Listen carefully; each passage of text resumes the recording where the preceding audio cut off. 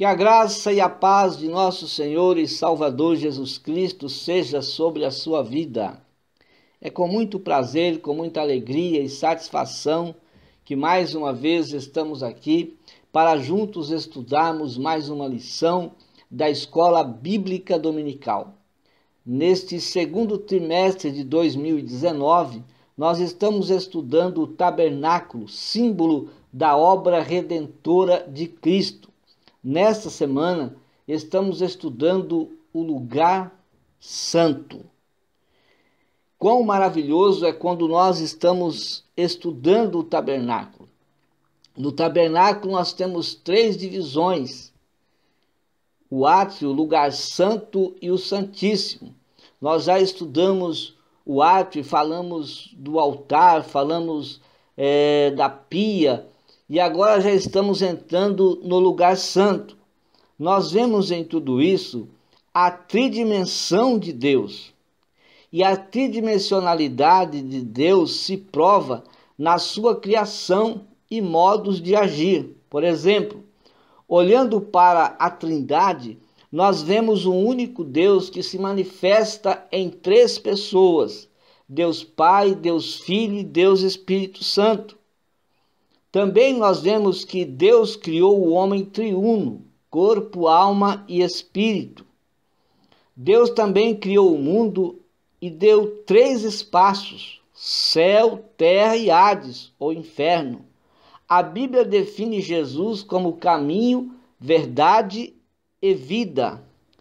Paulo, escrevendo a sua carta aos Efésios, ele falou sobre 3 dispensações: a dispensação do mistério, Efésios 3:9, a dispensação da graça, Efésios 3:2, e a dispensação da plenitude dos tempos, Efésios 1:10. Em Apocalipse, Jesus ele vai definir a sua eternidade. Então ele disse: eu sou o alfa e o ômega, o princípio e o fim.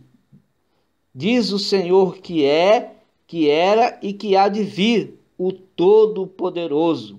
Agora, nós podemos também observar a tridimensionalidade de Deus na sua caminhada cristã, da qual nós estamos estudando. A caminhada cristã representativa no tabernáculo. Cristo é o Cordeiro, e todo cordeiro morre no átrio. No átrio eu aceito Jesus, não na cruz, mas através da cruz, simbolizada pelo altar de sacrifício, pois todo cordeiro era sacrificado no altar. Assim Cristo foi sacrificado na cruz. Na pia que continha a água, lugar de purificação e justiça, eu sou batizado. O batismo é o cumprimento da justiça. Por isso Jesus se apresentou para ser batizado por João, e João não o queria batizar. E Jesus então vai dizer a João: importa que eu seja batizado para que se cumpra a justiça. Só através do batismo, então, eu posso entrar no lugar santo e sentar-me na mesa para participar da Santa Ceia do Senhor, representada pela mesa da proposição, onde estavam os pães e o vinho. Quando alguém participa da ceia do Senhor sem ser batizado, ele despreza um elemento primordial que é a pia. Do lado esquerdo do lugar santo está o candelabro que representa Cristo e a igreja. É aos pés de Jesus que eu sou batizado com o Espírito Santo, tendo a igreja como testemunha. No altar de incenso eu sou um adorador. Era nesse altar onde se adorava a Deus. Aqui, os sacerdotes faziam suas orações de intercessão pelo povo. Não podemos nos esquecer que toda oração é adoração ao Senhor. No lugar santíssimo do tabernáculo só entrava o sumo sacerdote, mas Jesus, com sua morte na cruz, rasgou o véu que fazia essa separação. E agora, quando o homem recebe Jesus Cristo na sua vida, ele se torna também um sacerdote real. participante de uma nação santa, um povo que Deus adquiriu para anunciar o Evangelho. No lugar santíssimo, somos consagrados ministros do Evangelho. Ali está a representação deste ofício, a glória de Deus, que descia sobre o propiciatório, onde estavam os querubins, e os querubins são anjos próximos de Deus, que se confiavam às mensagens trazidas ao seu povo. Esta glória, ela desce também na vida daquele que se dispõe a fazer a obra de Deus. Dentro da arca estavam 3 objetos: as tábuas da lei, a palavra de Deus, que representa a palavra de Deus, a ser anunciada, o cajado de Arão, que representa a autoridade de Deus na nossa vida para levar a sua mensagem de salvação, e um pote com maná, simbolizando a provisão de Deus em meio às necessidades dos seus filhos. Deus revelou a Moisés o seu projeto de construção do tabernáculo. Veja bem que a nação, ou seja, o povo de Israel, estava escravizado no Egito. E eles aguardavam uma promessa que foi feita a Abraão. E esta promessa era para que esse povo se tornasse uma nação. Mas eles precisavam ser libertos da escravidão egípcia. Já há 400 anos eles ali estavam e aguardavam essa promessa. Deus, então, escolhe Moisés para tirar o povo de Israel da escravidão do Egito. E prepara Moisés 40 anos vivendo ele no palácio de Faraó. Depois Moisés vai viver 40 anos no deserto. 80 anos depois do nascimento de Moisés, então Deus se manifesta a ele no deserto em meio à sarça ardente, e então envia Moisés como um missionário, com uma missão de ir até o Egito e tirar o seu povo do Egito para levar à terra prometida.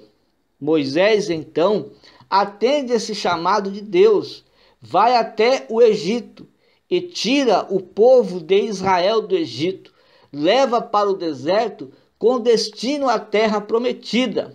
E no Monte Sinai, então, Deus vai revelar a Moisés o seu projeto de construção do tabernáculo. Seria a presença de Deus entre o povo de Israel e também uma maneira de trazer o homem para junto de si. Deus sempre quer o homem junto de si. Foi até por isso que ele fez o homem triuno, corpo, alma e espírito, átrio, lugar santo e lugar santíssimo. Se nós fazemos uma correlação aqui, nós vemos o lugar santíssimo comparado ao espírito do homem, o lugar santo comparado à alma do homem e o átrio comparado ao seu corpo. Deus quer habitar no homem porque o homem tem esse espaço de habitação para ele. E agora, com esse projeto, Deus queria trazer o homem para junto de si através do tabernáculo. Quando o homem pecador entrava no pátio, que apresentava a sua oferta, ele tinha Deus com ele, porque todos os seus pecados eram cobertos ali. Ele saía tranquilo com Deus na sua vida. Através de Cristo, Deus passou a habitar no interior do homem, mas o homem precisa se arrepender de todos os seus pecados para que Deus habite em seu ser. Deus pediu a Moisés que pedisse ao povo ofertas para a construção do tabernáculo. Todos os materiais doados voluntariamente pelo povo foi consagrado para a fabricação das peças, objetos, adornos e divisórias do tabernáculo. Veja que o povo atende a este pedido e vão trazendo ofertas e mais ofertas até que já não tinha mais onde colocar tanta oferta e foi preciso mandar que o povo parasse de trazer ofertas. Agora veja que tudo passou a ser santo para o serviço e adoração do Deus único e santo, porque as ofertas foram consagradas, foram santificadas para a construção do tabernáculo, então tudo era santo. Esse santuário, com toda a sua proteção, era móvel devido à peregrinação do povo pelo deserto com destino à terra prometida. Era necessário que ele fosse móvel, porque o povo deveria andar pelo deserto e a cada local que eles andassem de um lado para o outro, era necessário levar o tabernáculo, e o tabernáculo sempre era posicionado no meio entre as tribos de Israel. A cerca que protegia o pátio também era santa e sempre traz a ideia de separação. O pátio era santo com o altar de holocausto, que também era santo e simbolizava a cruz. O cordeiro imolado simboliza Jesus, que foi morto por nossos pecados. A pia era símbolo de justiça e purificação. Tudo era santo no átrio. Mas dentro do tabernáculo, a santidade estava em um nível mais elevado de pureza e santidade. O lugar santo era um local de serviço, comunhão e adoração a Deus. Observamos a distinção dos compartimentos do tabernáculo em Êxodo capítulo 26 e o versículo 33. Pendurarás o véu debaixo dos colchetes e levarás para dentro do véu a arca do testemunho. Este véu vos fará separação entre o lugar santo e o lugar santíssimo. Então veja que havia ali o véu que separava, que dividia, que fazia do tabernáculo dois espaços, o lugar santo e o lugar santíssimo. O primeiro lugar, o lugar em que nós estamos estudando, o lugar santo, era local de serviço. Só os sacerdotes podiam entrar e oficiar os cerimoniais ordenados por Deus. O povo só tinha acesso, a multidão, a massa do povo, né? Só tinha acesso ao átrio ou ao pátio. Hebreus 9,6 diz assim: ora, estando estas coisas assim preparadas, entram continuamente no primeiro compartimento do tabernáculo os sacerdotes para celebrar os serviços sagrados. Então, nesse tabernáculo está revelado tipologicamente que Jesus Cristo edificou sua igreja. O tabernáculo espiritual e todos os seus detalhes conjuntamente revela a pessoa de Jesus Cristo em seu sacrifício e em seu sacerdócio eterno. Os homens entravam pela porta que havia na cerca do pátio em pecado para oferecer a sua oferta, mas quando ele saía sem pecado, porque ele havia oferecido a sua oferta para o perdão do seu pecado. O tabernáculo era um lugar de serviço e adoração a Deus, mas mesmo lá no átrio, os sacerdotes estavam prestando um serviço, Mas para entrar no lugar santo, ou entrar no tabernáculo e fazer ali o seu cerimonial, era necessário que eles se lavassem primeiro na água da pia, suas mãos e os seus pés, e entrassem no lugar santo. O homem ia embora, mas os sacerdotes continuavam fazendo o seu trabalho. Uma certa feita, Jesus entrou no templo, e os judeus, ao invés de adorar a Deus, ao invés de estarem ali prestando um serviço de adoração a Deus, eles estavam comercializando na casa de Deus. Então Jesus os expulsou do templo e disse: esta casa será chamada casa de oração, casa de trabalho, casa de serviço a Deus, casa de ministração ao Senhor. A casa de Deus, ela deve ser respeitada, é lugar de adoração, é lugar onde nós nos alimentamos com a palavra, é lugar onde nós nos reunimos para glorificar o nome do Senhor. Devemos respeitar a casa de Deus. No tabernáculo havia uma porta e 2 véus que impediam os homens de adentrar ao lugar sagrado. Então havia uma porta e um véu para entrar no lugar santo. E para entrar no lugar santíssimo havia o véu.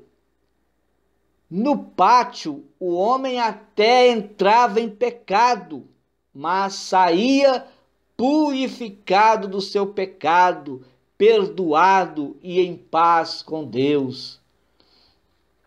O caminho para Deus começava então quando o pecador entrava pela porta do pátio, onde estava a primeira cortina e 4 colunas. Depois ele passava pelo altar dos holocaustos, onde oferecia sua oferta pelo seu pecado. O pecador era perdoado e voltava para sua casa. Não podia prosseguir, mas os sacerdotes continuavam ali, prestando seu serviço no átrio e depois lá no lugar santo, e o sumo sacerdote continuava também o seu trabalho no lugar santíssimo. Ou seja, antes de entrar no lugar santo, os sacerdotes teriam que passar pela pia, onde lavavam as mãos e os pés para não morrerem. Era no lugar santo que os sacerdotes prestavam mais serviço a Deus. E ali no lugar santo também eles adoravam a Deus. Veja que no lugar santo era um lugar então de comunhão com Deus, porque eles estavam juntos. Era um lugar de oração, onde eles oravam, onde eles intercediam pelo povo. Era um lugar também onde eles prestavam um serviço cerimonial a Deus. Glorificado seja o nome do Senhor. Nos dias atuais, não há mais cortinas, não existe mais altar de holocausto e não tem mais pias. Hoje a porta é receber Jesus e seguir Jesus. Agora, o nosso tabernáculo, onde Deus quer habitar, ele precisa estar purificado de todas as impurezas deste mundo. O nosso tabernáculo precisa estar limpo para a habitação de Deus na nossa vida espiritual. A nossa vida espiritual também precisa estar no altar de Deus. Prestamos serviço e adoramos em espírito e em verdade. Nós adoramos a Deus em espírito e em verdade. Nós prestamos serviços a Deus também. Quando nós nos reunimos na congregação com os irmãos, nós nos reunimos para prestar serviço, para adorarmos a Deus juntos e glorificarmos o nome do Senhor. Veja o que Paulo escreveu. Romanos capítulo 12, versículos 1 e 2. Rogo-vos, pois, irmãos, pela compaixão de Deus, que apresenteis os vossos corpos em sacrifício vivo, santo e agradável a Deus, que é o vosso culto racional.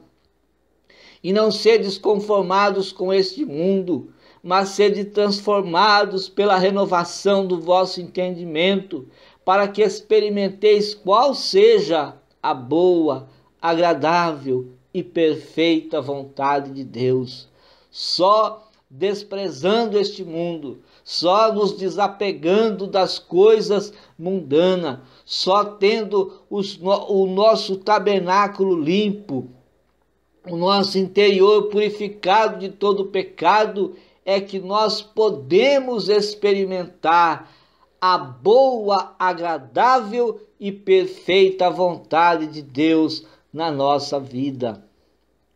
O propósito do lugar santo era a oficialização do serviço sacerdotal em favor dos israelitas.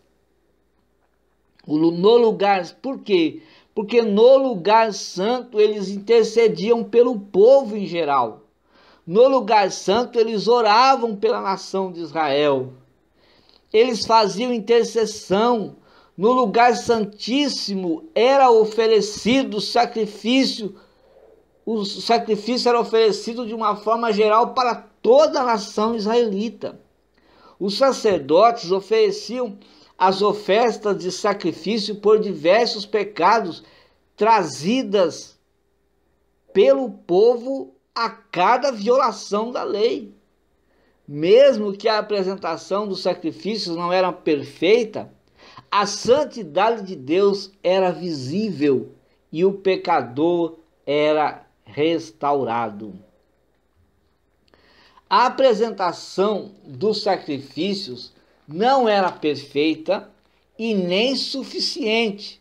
O escritor aos Hebreus, no capítulo 9, versículos 11 a 14, ele disse: mas vindo Cristo, sumo sacerdote dos bens futuros, por um maior e mais perfeito tabernáculo, não feito por mãos, isto é, não desta criação, nem por sangue de bodes e bezerros, mas por seu próprio sangue ele entrou uma vez no santuário, havendo efetuado uma eterna redenção.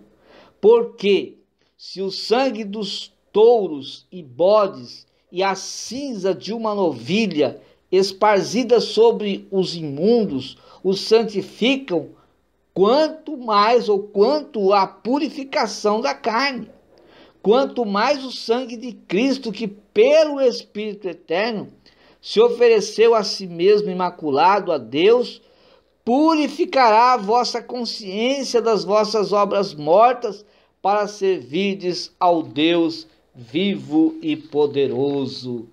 O sacrifício perfeito e suficiente para a redenção do homem pecador foi apresentado por Cristo através do seu próprio sangue. Jesus Cristo garantiu a remissão de todos os nossos pecados e culpas. Portanto, quem está em Cristo tem a plena satisfação de entrar na presença de Deus.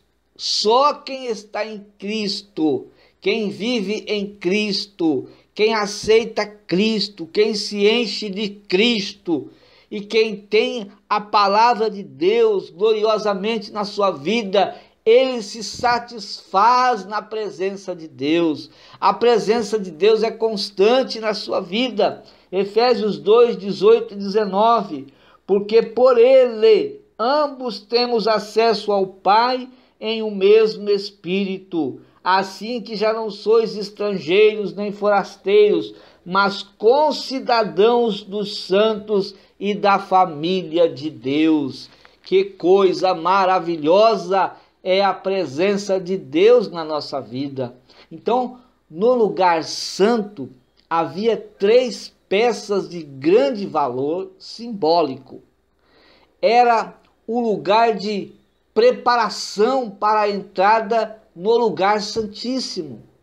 O candelabro, a mesa com os pães da proposição e o altar de incenso tanto embelezavam este espaço como revelava para nós uma mensagem profética. Esses três móveis, simbolizavam a base de fé da Igreja de Cristo. Veja que o candelabro era de ouro maciço, aproximadamente 34 quilos de ouro, com uma haste central. Havia uma haste central, era maior, e três outras de cada lado, 3 de um lado e 3 do outro, e isso formava uma só peça. O altar de incenso, feito de madeira de acácia, coberto de ouro, com 4 pontas, estava à frente do véu que dividia o lugar santíssimo do lugar santo. A mesa com os pães da proposição também era de madeira de acácia, revestido de ouro, e estava à frente do candelabro. A mesa da proposição estava do lado direito, o candelabro do lado esquerdo, e o altar de incenso à frente quando se entrava na porta. No candelabro estavam as lâmpadas que iluminavam o tabernáculo. O tabernáculo não só era iluminado com o ouro que ali estava, mas também as lâmpadas acesas traziam uma iluminação ainda maior para aquele lugar. Jesus disse: eu sou a luz deste mundo, e quem me seguir nunca andarão em trevas. João 8:12. Então, assim como as outras hastes ligadas à haste central, está também a igreja ligada a Cristo. E a igreja também reflete a sua luz. Como que a igreja reflete a luz de Cristo? Quando ela testemunha de Cristo. É preciso pregar para testemunhar de Cristo? É preciso gritar, falar?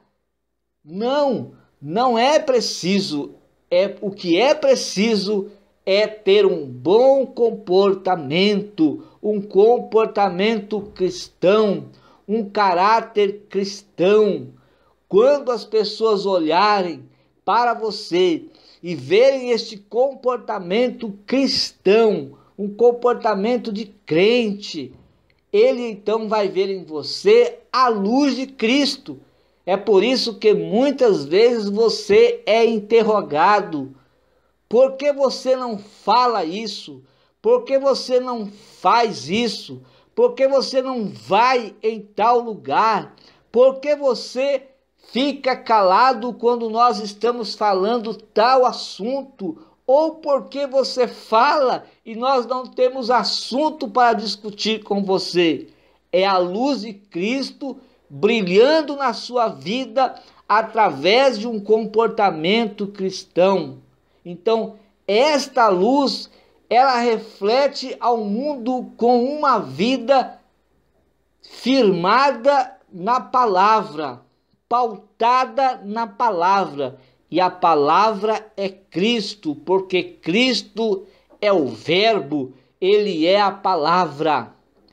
Mateus 5,14, Jesus disse: vós sois a luz deste mundo. Em João 15,5 ele disse: eu sou a videira, vós sois as varas. Quem permanece em mim e eu nele, esse dá muito fruto. Você quer dar fruto para Deus? Então esteja ligado a Cristo.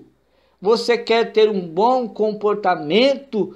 Você quer que as pessoas olhem para você e vejam Jesus na sua vida, então tenha comunhão com Deus, tenha comunhão com Cristo, e o fruto do Espírito, ele há de se manifestar na sua vida, e a luz de Cristo a brilhar ainda mais no seu ser.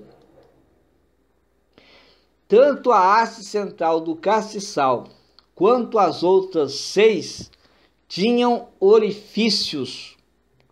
O azeite era posto na haste central, que alimentava as demais. Veja que uma peça de lã era infiltrada nas vias das hastes que ficava ao lado da haste central. Ali se infiltrava uma peça de lã. Essa peça de lã, ela embebia-se do combustível, ou seja, do azeite, que gerava então a luz no lugar santo. A relação do Espírito Santo com a iluminação do castiçal, entende-se que, se Jesus é a luz que brilha, o Espírito Santo é o azeite que provisiona o castiçal. Assim, a presença do Espírito Santo na vida da igreja é motivada pelo azeite que faz o crente brilhar neste mundo de trevas. Então, o que acontece aqui? O Espírito Santo, para cumprir a sua missão nesta terra, ele precisa da igreja. E a igreja, para cumprir a sua missão nesta terra, precisa do Espírito Santo. Agora, qual a missão do Espírito Santo? A missão do Espírito Santo é convencer o pecador do seu pecado. E como o Espírito Santo vai convencer o pecador do pecado, se ninguém falar para ele a palavra de Deus?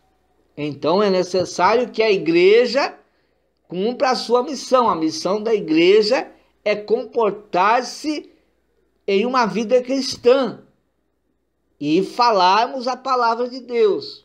Quando nós falamos a palavra de Deus, nós estamos então entrando em uma comunhão com o Espírito Santo, porque nós estamos falando, mas o Espírito Santo está trabalhando no interior, no coração desta pessoa. Então, para o Espírito Santo cumprir sua missão na terra, é preciso também que a igreja cumpra com a sua missão.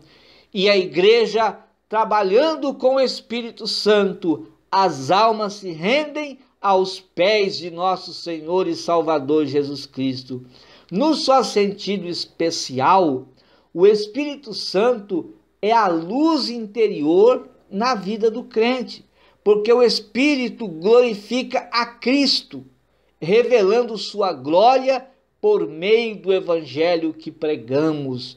O Espírito Santo, ele é o combustível da igreja. A igreja, sem o Espírito Santo, ela não se movimenta. A igreja que não tem o Espírito Santo na sua vida, não tem como pregar um evangelho com poder, não tem como ensinar com poder, não tem como se movimentar neste mundo com poder, falando a palavra de poder, e então levando esta mensagem com a impulsão do Espírito Santo na nossa vida, nós vamos ver muitas e muitas almas se rendendo aos pés do Senhor e nós dizendo graças a Deus, porque esse é o trabalho da Igreja de Cristo.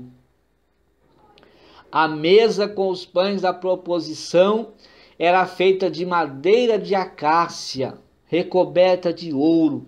Ficava à direita do santuário, em frente do castiçal. Levíticos capítulo 24, versículos 5 e 6 diz assim: Também tomarás flor de farinha, e dela cozerás 12 pães.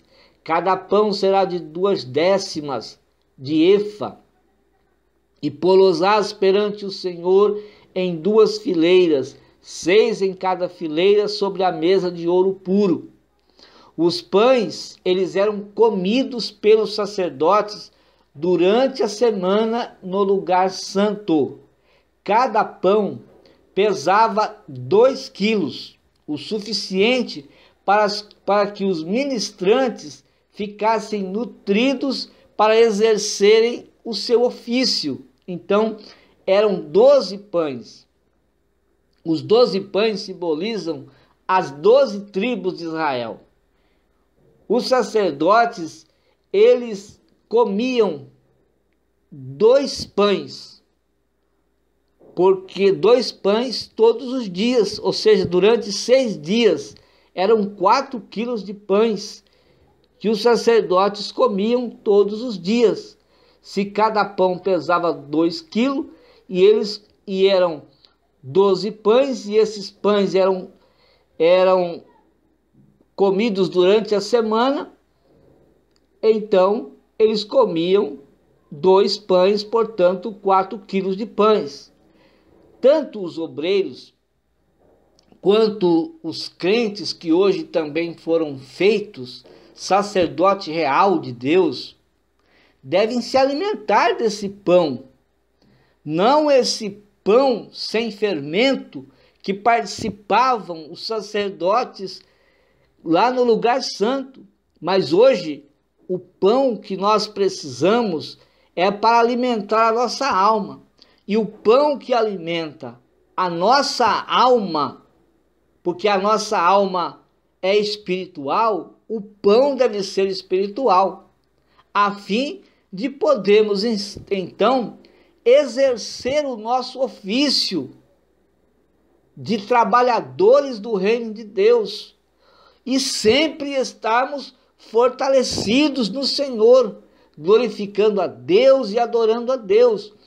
Nós vemos na igreja muitos crentes que estão morrendo a cada dia, estão morrendo. Por quê? Porque estão sem o pão, não comem pão, não participam dos ensinos, não vão nos ensinos nos cultos onde há ensino, onde há oração durante a semana, não participam da escola dominical para aprender a palavra de Deus, não vão ao seminário, não se alimenta desse pão e por isso morrem espiritualmente, por falta de alimentação espiritual.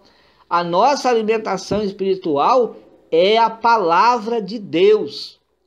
Todo aquele que ministra, principalmente, ele deve, antes de tudo, ministrar a sua alma. Então, antes de nós pregarmos, antes de ensinarmos, precisamos pregar para nós mesmos, ensinar para nós mesmos.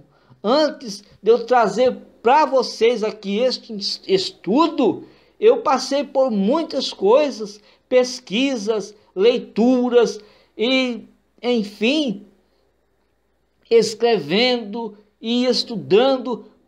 E enquanto estou fazendo isso, estou fazendo para mim, para depois trazer aqui a sua alma com esse pão. Esse pão é o pão da presença de Deus na nossa vida. Esse pão, ele traz comunhão com Deus. Esse pão, ele nos faz termos mais intimidades com Deus.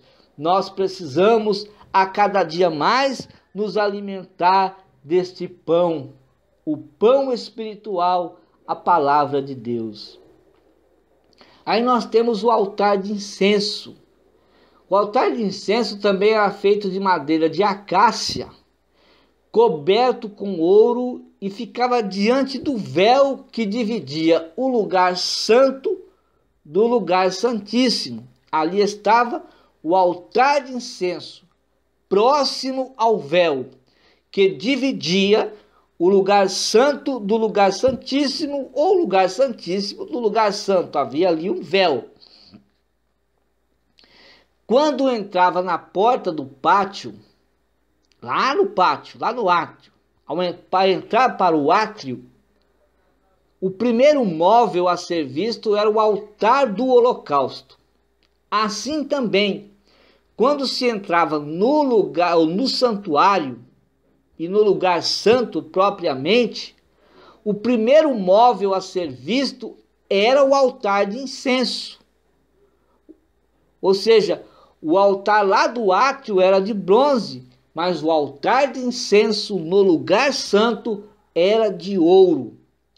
A palavra de Deus, ela correlaciona o altar de incenso com a oração, porque era no altar de incenso onde os sacerdotes oravam, onde eles intercediam pelo povo de Israel. O Salmo 141 e o versículo 2 diz: suba a minha oração como incenso diante de ti, e seja o levantar das minhas mãos como o sacrifício da tarde. Apocalipse 5 e 8 registra as taças de ouro cheias de incenso, que são as orações dos santos. Jesus Cristo, nosso sumo sacerdote eterno, fez sacrifício por nós no altar de bronze, morrendo na cruz do Calvário. Mas no altar de ouro, ele intercede por nós, ao entrar no lugar santíssimo com seu próprio sangue, tornando-se nosso único mediador.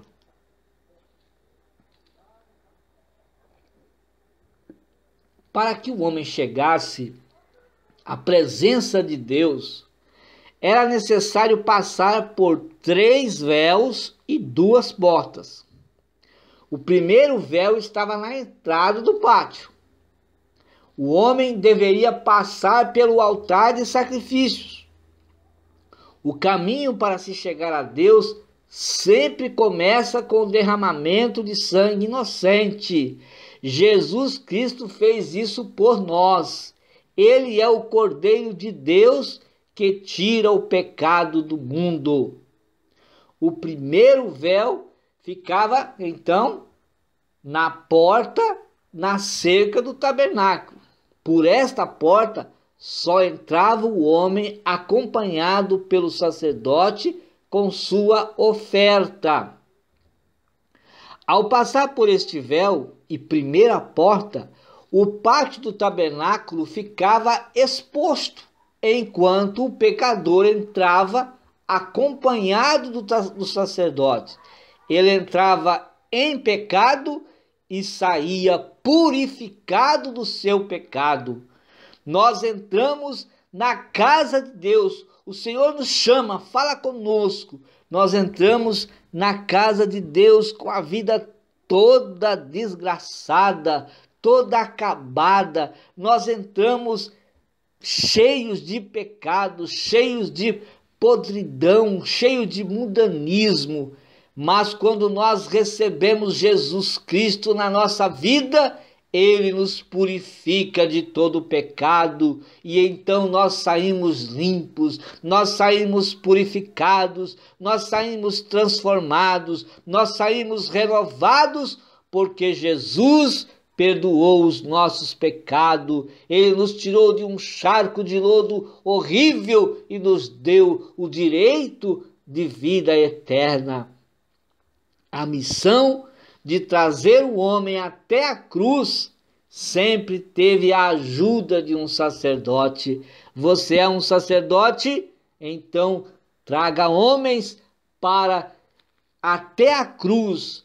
Traga homens até a cruz para que esses homens sejam perdoados os seus pecados. Então veja que os sacerdotes acompanhavam o pecador até o altar.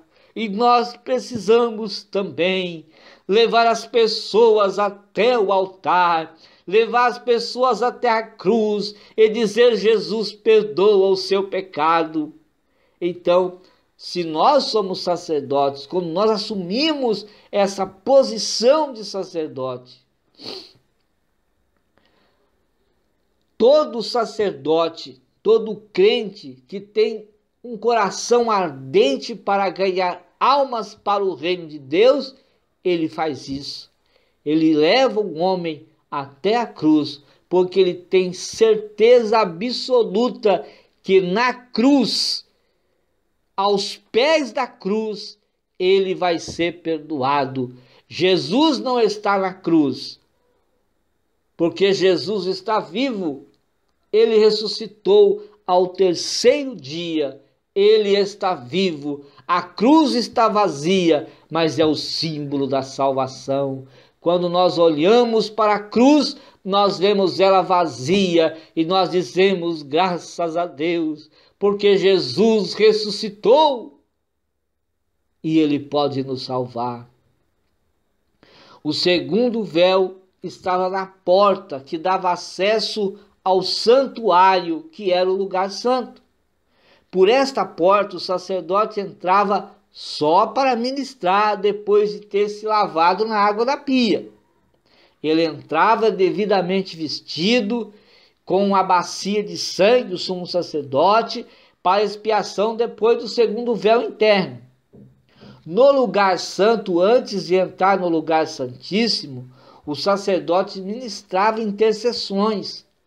E então o sumo sacerdote é quem entrava no santíssimo lugar com o sangue da expiação uma vez por ano e oferecia em favor da nação de Israel. Não havia porta no terceiro véu. Era por esse véu que o sumo sacerdote entrava no lugar santíssimo. Neste lugar, a glória de Deus se manifestava.